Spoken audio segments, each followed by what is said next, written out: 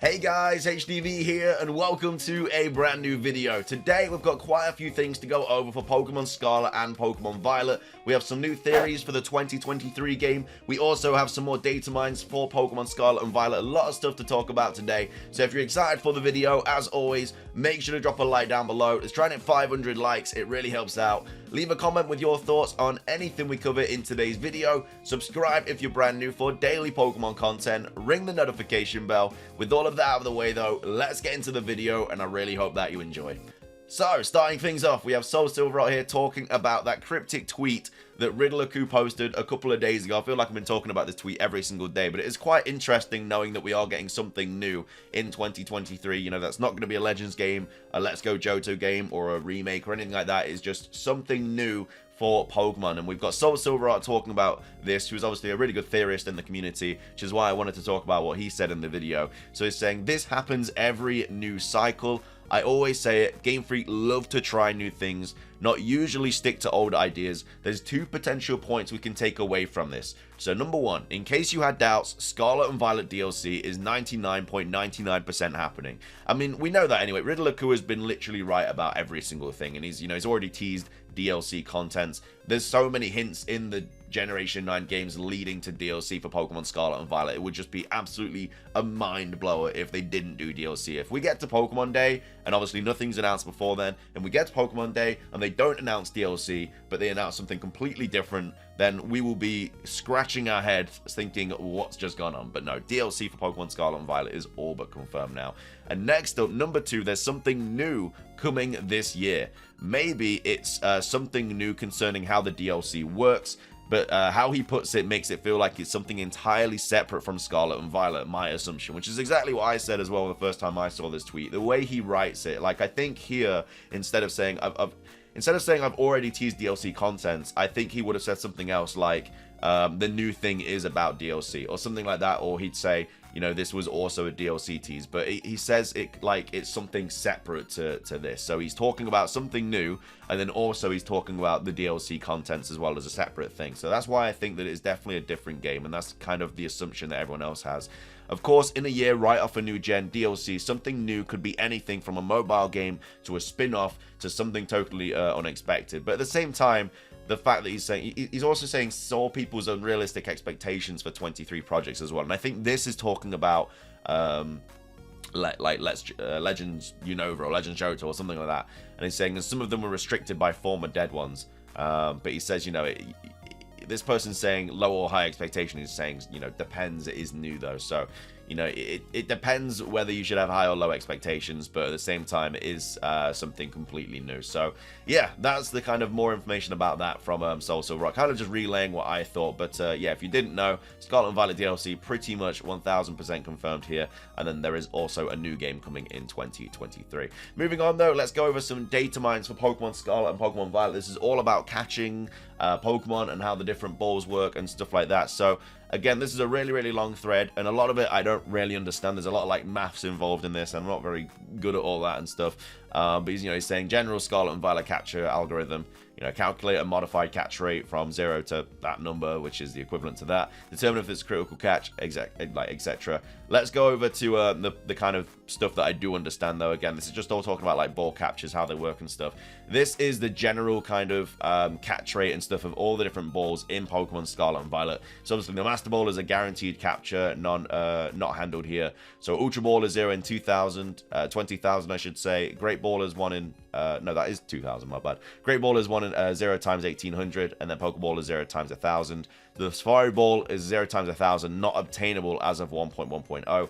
The Net Ball is 0 times 3,800 if the target Pokemon is Bug or Water type, and then it's 0 times 1,000 otherwise. So yeah, if it's not Bug or Water, this would work just like a Pokeball.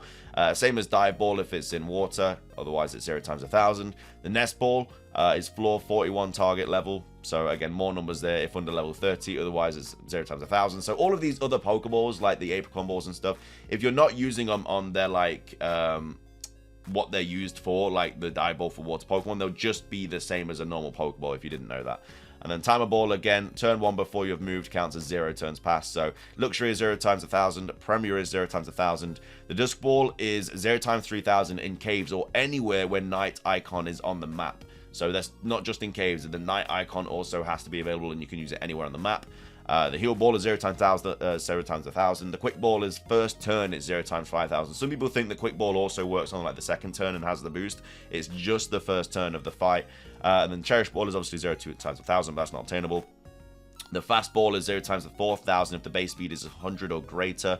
The level ball 0 times 8,000 if the user's level is 4 times the target Pokemon's level. So this is all to do with like the target level and everything like that. Lure ball 0 times 1,000. So yeah, we'll talk about this in a second. But yeah, lure ball is actually just like a Pokeball in this game. And then yeah, this is basically all kind of the same. Then beast ball 0 times 5,000 if used on an ultra beast. So like Nihilego, stuff like that. It's 0 times 19A otherwise. So very, very bad on normal Pokemon beast ballers. So especially with how rare they are, you're probably not going to want to use beast balls and stuff. So fishing was removed in Pokemon Scarlet and Violet. The lure ball's description was changed to be the same as dive balls, which says it's more effective on Pokemon in or on the water. However, I could not find any situation where the lure ball was bonused. Everything I tried had a 1 times 4,096 multiplier. So the lure ball effectively is just a different Pokeball in these games. There's nothing that the lure ball will do to make a Pokemon easier to catch. Even though it says a somewhat different Pokeball that is more effective when catching Pokemon in or on the water, it doesn't matter. It is glitched at the moment. It does not boost your chances on water. Next up, the dive ball gets 3.5 times Pokemon that are in the water, but not those flying above it, such as Wingull. So I saw a Tropius get bonus, so maybe it only works on Pokemon that are naturally grounded. The buggy Chiyu Shrine water physics don't count either, so yeah, that's also something else to take into account. The Dust Ball gets a 3 times multiplier in places that are considered caves or when the night icon is visible on the map header. Interestingly, if it is not active when the dusk icon is visible on the map header, only the cave parts of Area 0 count as caves. So yeah, in Area 0, you have to actually go into the mini caves where you find like Iron Valiant and stuff like that for the Dusk Ball to be useful in there. And then, you know, back to the maths. In Scarlet and Violet's open world, the capture formula makes... To be fair, I don't really understand a lot of this, so it's kind of difficult to explain it. But, yeah, I just kind of wanted to go over the data mine stuff for some of the different Pokeballs and everything like that. But this is all legit. Like, obviously, he's done a lot of data mining, and, you know, it all 100% works. But I kind of really only wanted to explain the stuff that I got because... there's no point in me trying to explain something that I don't understand. And, like I say, all the math and stuff like this, don't understand. But the different Pokeball stuff, like Lure Ball being glitched...